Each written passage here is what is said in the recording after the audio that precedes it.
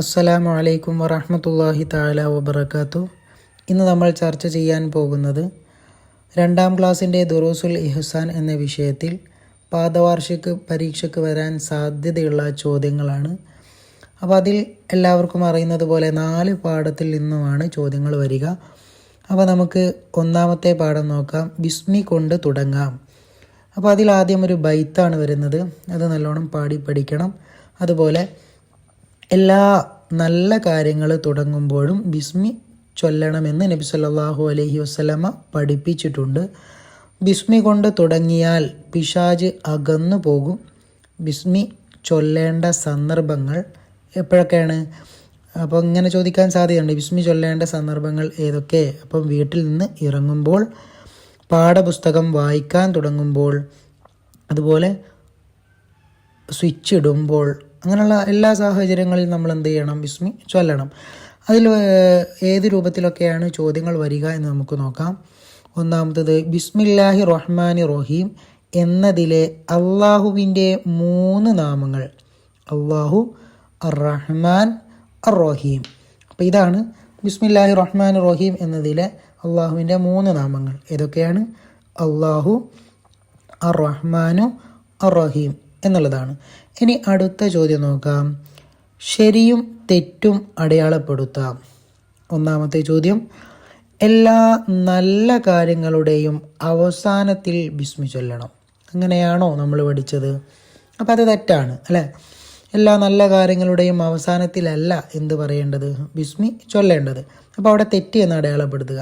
2, എല്ലാ നല്ല കാര്യങ്ങളുടെയും ആദ്യത്തിൽ ബിസ്മി ചൊല്ലണം. അപ്പോൾ അത് ശരിയാണ്. എന്ത് നല്ല കാര്യങ്ങളും ചെയ്യാൻ തുടങ്ങുമ്പോൾ നമ്മൾ എന്ത് ചെയ്യണം? ബിസ്മി ചൊല്ലണം. അപ്പോൾ അതവിടെ ശരി കൊടുക്കുക. ഇനി അടുത്തത് കണ്ടുപിടിക്കാം എന്നുള്ളതാണ്. ബിസ്മി ചൊല്ലേണ്ട സന്ദർഭങ്ങളിൽ നിന്ന് പുസ്തകത്തിലില്ലാത്ത 4 എണ്ണം. അപ്പോൾ നമുക്കെല്ലാവർക്കും അറിയാം അല്ലേ? ഉറങ്ങുമ്പോൾ നമ്മൾ ബിസ്മി ചൊല്ലണം, അതുപോലെ ഉണരുമ്പോൾ ബിസ്മി ചൊല്ലണം, പിന്നെ ബ്രഷ് ചെയ്യുമ്പോൾ ബിസ്മി ചൊല്ലണം, ഭക്ഷണം കഴിക്കുമ്പോൾ ബിസ്മി ചൊല്ലണം, അങ്ങനെയുള്ള കുറേ കാര്യങ്ങളുണ്ട്. അപ്പം അതവിടെ എഴുതി കൊടുക്കാനാണ് പറയുന്നത്. ഇനി 2ാമത്തെ പാഠം അസ്സലാമു അലൈക്കും എന്നുള്ളതാണ്. അപ്പോൾ അതിൽ മുസ്ലിങ്ങൾ പരസ്പരം സലാം പറയണം. സ്വർഗത്തിലെ കടക്കാൻ മുഅ്മിനാവണം. അതുപോലെ മുഅ്മിനാവാൻ പരസ്പരം സ്നേഹം വേണം. സലാം വ്യാപിപ്പിച്ചാൽ സ്നേഹം ഉണ്ടാകും. അസ്സലാമു അലൈക്കും എന്നാണ് സലാം പറയുക. വഅലൈക്കും അസ്സലാം എന്നാണ് സലാം മടക്കുക എന്നുള്ളതൊക്കെയാണ്. അപ്പോൾ അതിൽ തദ്രീബാത്തിൽ വരുന്നത് ഏതെല്ലാം രൂപത്തിലാണ് ചോദ്യം വരിക എന്ന് നമുക്ക് നോക്കാം. 1, അസ്സലാമു അലൈക്കും എന്ന് പറഞ്ഞാൽ എന്തു പറയണം എന്നുണ്ടാകും. അപ്പോൾ നമ്മൾ എന്ത് ചെയ്യണം? വഅലൈക്കും അസ്സലാം എന്ന് എഴുതുക. അതുപോലെ ഒരു ചോദ്യമാണ്, സലാം വ്യാപിപ്പിച്ചാൽ എന്തുണ്ടാകും എന്നാണ് നബി സല്ലല്ലാഹു അലൈഹി വസല്ലമ പഠിപ്പിച്ചത്. എന്താണ്? പരസ്പരം സ്നേഹമുണ്ടാകും. അപ്പോൾ സലാം പ്രചരിപ്പിച്ചാൽ അല്ലെങ്കിൽ സലാം വ്യാപിപ്പിച്ചാൽ പരസ്പരം സ്നേഹം വർദ്ധിക്കാൻ കാരണമാകും. അപ്പോൾ അതാണ് അവിടെ ഉത്തരമായിട്ട് വരുന്നത്. ഇനി നമുക്ക് 3ാമത്തെ പാഠം നോക്കാം. ഉമ്മയും ഉപ്പയും. അതിൽ പറയുന്നത് ഉമ്മയെ ആദ്യം ഒരു ബൈത്താണ് വരുന്നത്. അപ്പോൾ അത് നല്ലോണം പാടി പഠിക്കുക. ഗർഭം ചുമന്നതും വേദന സഹിച്ചതും പ്രസവിച്ചതും ഉമ്മയാണ്.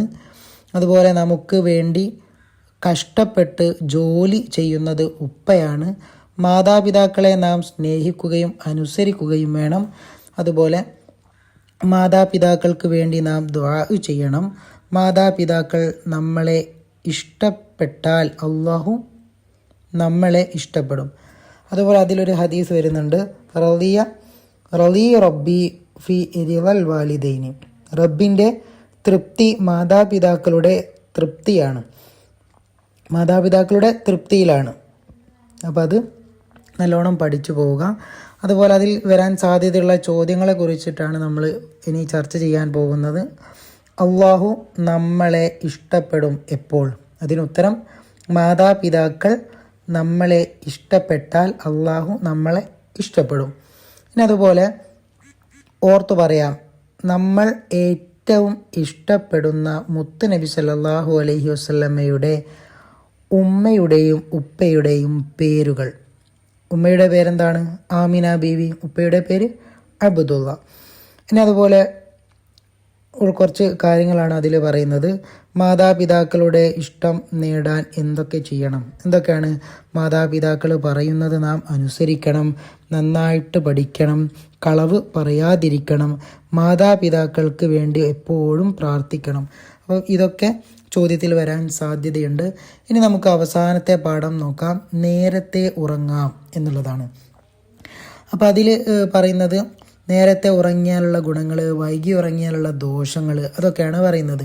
അപ്പോൾ നേരത്തെ ഉറങ്ങിയാൽ ആരോഗ്യം കൂടും, അതുപോലെ പഠനത്തിൽ ശ്രദ്ധ ലഭിക്കും, അതുപോലെ സന്തോഷം ഉണ്ടാവും, ഓർമ്മശക്തി കൂടും, അതുപോലെ പെരുമാറ്റം നന്നാവും എന്നുള്ളതൊക്കെയാണ്. അപ്പോൾ വൈകി ഉറങ്ങിയാലുള്ള ദോഷങ്ങൾ ഏതാണ്? ആരോഗ്യം കുറയും, പഠനത്തിൽ ശ്രദ്ധ കുറയും, സന്തോഷം നഷ്ടപ്പെടും, അതുപോലെ ഓർമ്മശക്തി കുറയും, അതുപോലെ പെരുമാറ്റം മോശമാകും. ഉറക്കം അള്ളാഹു നൽകിയ വലിയ അനുഗ്രഹമാണ്. ഇശാഇന് മുമ്പ് ഉറങ്ങുന്നതും ഇശാഇന് ശേഷം സംസാരിക്കുന്നതും നബി സല്ലല്ലാഹു അലൈഹി വസല്ലമക്ക് ഇഷ്ടമായിരുന്നില്ല. ഇശാഇന് മുമ്പ് ഉറങ്ങുന്നതും ഇശാഇന് ശേഷം സംസാരിക്കുന്നതും ആർക്ക് ഇഷ്ടമായിരുന്നില്ല? നബി സല്ലല്ലാഹു അലൈഹി വസല്ലമ തങ്ങൾക്ക് ഇഷ്ടമില്ലാത്ത കാര്യമായിരുന്നു. അതുപോലെ അതിൽ വരാൻ സാധ്യതയുള്ള ചോദ്യങ്ങളാണ്: താഴെ പറയുന്നവയിൽ ശരിയായ കോളങ്ങൾക്ക് നിറം നൽകുക. അപ്പോൾ ശരിയായത് സെലക്ട് ചെയ്യാനൊക്കെയാണ് പറയുന്നത്. അപ്പോൾ എന്തായിരിക്കും? നേരത്തെ ഉറങ്ങിയാലുള്ള ഗുണങ്ങൾ. അപ്പോൾ ഇതിൽ നേരത്തെ ഉറങ്ങിയാലുള്ള ഗുണങ്ങളുമുണ്ട്, നേരത്തെ ഉറങ്ങാതിരുന്നാലുള്ള ദോഷങ്ങളുണ്ട്. അപ്പം അത് മാത്രം, നേരത്തെ ഉറങ്ങിയാലുള്ളത് മാത്രം, ആ ഗുണങ്ങൾ മാത്രം എടുത്തെഴുതാനാണ് പറയുന്നത്. അപ്പോൾ ഏതൊക്കെയാണ്? നേരത്തെ ഉറങ്ങിയാലുള്ള ഗുണങ്ങൾ: ആരോഗ്യം കുറയും. അത് ശരിയാണോ? അല്ല, അല്ലേ? അപ്പോൾ അത് എഴുതേണ്ടതില്ല, അത് നിറം നൽകേണ്ടതില്ല. പിന്നെയോ, ഓർമ്മശക്തി കൂടും. അത് ശരിയാണ്, അല്ലേ? നേരത്തെ ഉറങ്ങിയാൽ ഓർമ്മശക്തി കൂടും. അതുപോലെ തന്നെ എന്താണ്? പെരുമാറ്റം നന്നാവും. അതും ശരിയാണ്. സന്തോഷം ഉണ്ടാകും. അതും ശരിയാണ്. അപ്പോൾ ഇതൊക്കെയാണ് നേരത്തെ ഉറങ്ങിയാലുള്ള ഗുണങ്ങൾ. അതുപോലെ വായിച്ച് എഴുതാം. രാത്രി നേരത്തെ ഉറങ്ങൽ നല്ല ശീലമാണ്, ആരോഗ്യം കുറയും. അപ്പോൾ ഏതാണ്? നല്ല ശീലമാണ് എന്നുള്ളതാണ്. അപ്പോൾ അതിനോട് നേരെ അത് യോജിപ്പിച്ച് എഴുതുക. രാത്രി നേരത്തെ ഉറങ്ങൽ നല്ല ശീലമാണ്. ഇനി രണ്ടാമത്തത്, വൈകി ഉറങ്ങിയാൽ എന്താണ് അതിനോട് യോജിച്ചത്? ആരോഗ്യം കുറയും, അല്ലേ? അതാണ് ശരി. അപ്പോൾ അവിടെ വൈകി ഉറങ്ങിയാൽ ആരോഗ്യം കുറയും എന്ന് എഴുതി കൊടുക്കുക. ഇനി മൂന്നാമത്തത്, നമ്മുടെ നബി സല്ലല്ലാഹു അലൈഹി വസല്ലമക്ക് ഇശാഇന് മുമ്പുള്ള ഉറക്കം എന്തായിരുന്നു? ഇഷ്ടമായിരുന്നില്ല. അപ്പോൾ നമ്മുടെ നബിക്ക് ഇഷ്ടമായിരുന്നില്ല എന്താണ്? ഇശാഇന് മുമ്പുള്ള ഉറക്കം. അപ്പോൾ നല്ല രീതിയിൽ പഠിക്കുക, എക്സാം നല്ല രൂപത്തിൽ എഴുതുക. അള്ളാഹു വിജയം പ്രദാനം ചെയ്യുമാറാവട്ടെ. ദുആ വസിയത്തോടെ നിർത്തുന്നു. വആഖിർ ദഅവാനാ അനിൽ ഹംദുലില്ലാഹി റബ്ബിൽ ആലമീൻ. അസ്സലാമു അലൈക്കും വറഹ്മത്തുള്ളാഹി തആല വബറകാതുഹു.